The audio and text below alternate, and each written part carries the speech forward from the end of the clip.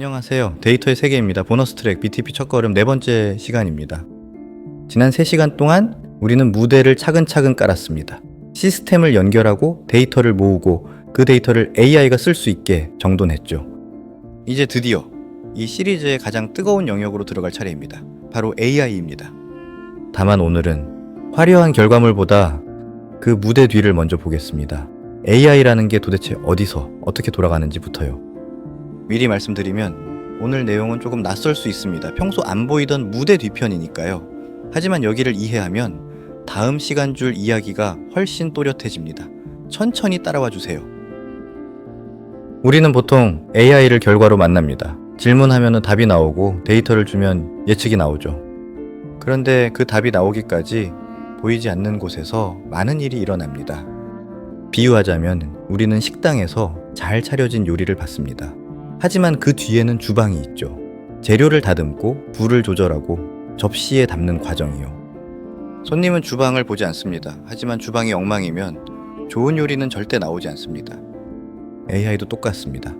멋진 답 뒤에는 모델을 불러오고 데이터를 먹이고 결과를 다시 돌려주는 주방이 있습니다. BTP에서 그 주방 역할을 하는 영역을 AI 기반이라고 부릅니다. 영문으로는 AI 파운데이션이라고도 하죠. 오늘은 이 주방의 두 가지 핵심 도구를 소개하고 그 다음 가장 중요한 재료 이야기까지 해보겠습니다. 도구를 소개하기 전에 단어 하나만 짚고 가겠습니다. 자주 나오는 AI 모델이라는 말입니다. AI 모델은 아주 많은 데이터를 학습해서 어떤 일을 잘하게 된 똑똑한 두뇌라고 보시면 됩니다. 글을 이해하고 답을 쓰는데 능한 모델도 있고 숫자를 보고 미래를 예측하는데 능한 모델도 있습니다. 요리사로 치면 한식 전문가와 양식 전문가가 따로 있는 것과 비슷하죠. 중요한 건 이 두뇌가 그냥 허공에서 일하지 않는다는 점입니다. 어딘가에서 실제로 돌아가야 하고 그러려면은 힘센 계산 장치가 필요합니다. 그 계산 장치를 GPU라고 부릅니다. 게임용 그래픽 카드로 익숙한 분도 계실 텐데요. AI가 그만큼 무거운 계산을 한다는 뜻입니다. 그런데 이 GPU는 아주 비싸고 관리가 까다롭습니다. 회사가 직접 사서 직접 돌리기엔 큰 부담이죠. 바로 여기서 첫 번째 도구가 등장합니다. 첫 번째 도구는 AI 코어입니다. AI 코어는 AI 모델이 실제로 돌아가는 부엌 기자 작업장입니다. 방금 말한 비싸고 까다로운 계산 장치 GPU를 직접 살 필요가 없습니다. AI 코어가 그 무거운 일을 클라우드에서 대신 맡아줍니다. 모델을 올려두고 필요할 때 계산을 돌리고 사용량이 많아지면은 자원을 더 붙이고 한가할 땐 줄이는 일, 이 모든 걸 알아서 조절합니다. 덕분에 회사는 장비를 걱정하는 대신 일 자체에 집중할 수 있습니다. 식당 주인이 가스 배관을 직접 깔지 않고 요리에만 집중하는 것과 같죠.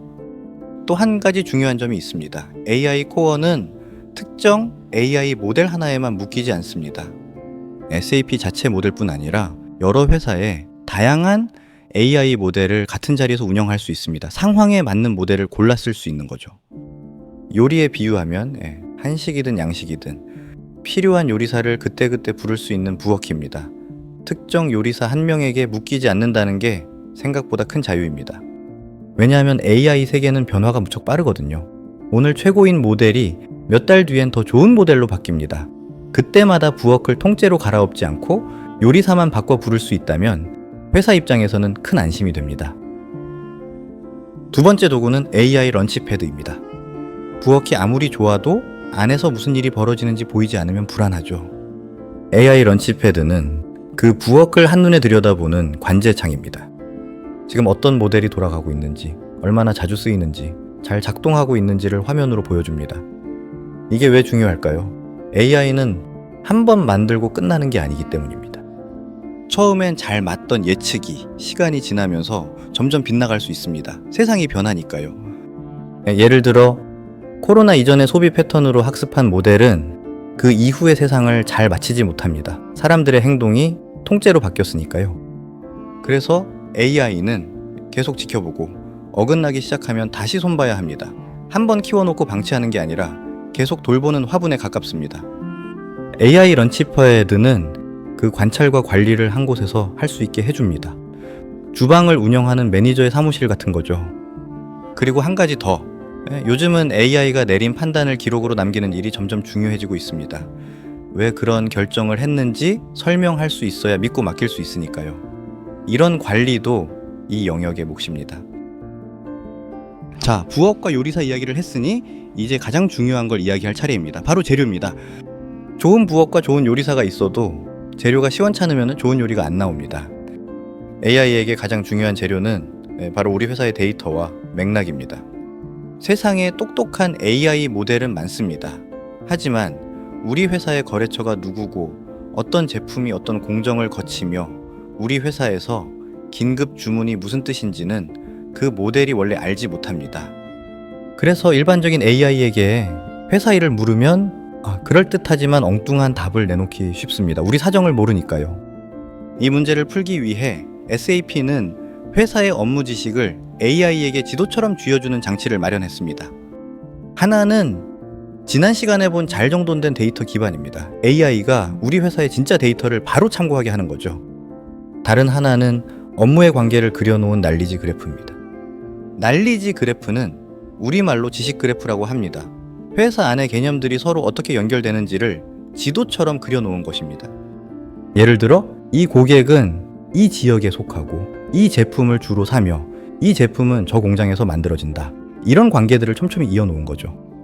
이 지도가 있으면은 AI는 막연히 추측하는 대신 우리 회사의 진짜 맥락 위에서 정확하게 답하게 됩니다.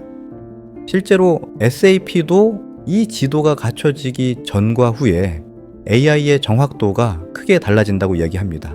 같은 두뇌라도 회사 지도를 손에 쥐었을 때 비로소 제 실력을 내는 겁니다.